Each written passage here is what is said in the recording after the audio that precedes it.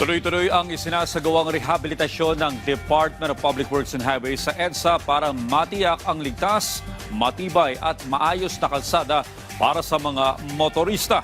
Yan ang ulat ni Bernard Ferrer.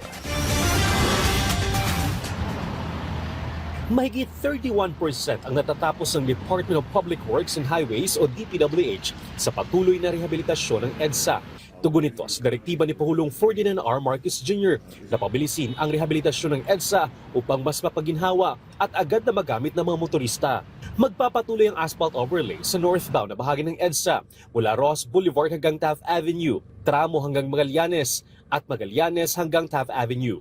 Sa southbound naman, magsisimula ang rehabilitasyon mula Taft Avenue hanggang Ross Boulevard at inaasang magpapatuloy ito sa mga susunod na linggo. Isasagawa rin ng concrete reblocking sa bahagi ng Picelli U-turn Lane 4. Pinapayuhan ng mga motorista na gumamit ng mga alternatibong ruta. Samantala, tiniyak ng DPWH na pinagbubuti nila ang kanilang mga proseso upang maiwasan ang matinding trapiko.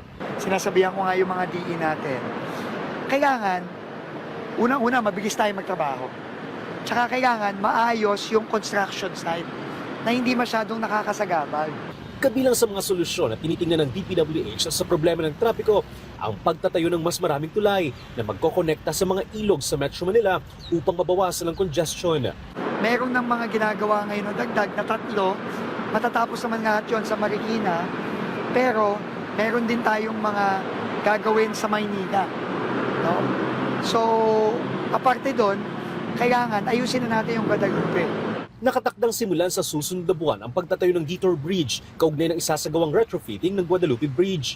Sa Marso naman inaasang sisimulan ng rehabilitasyon ng C5 na isasagawa sa Window R upang hindi masyadong maapektuhan ng mga motorista. Bernard Ferrer para sa Pambansang TV sa Bagong Pilipinas.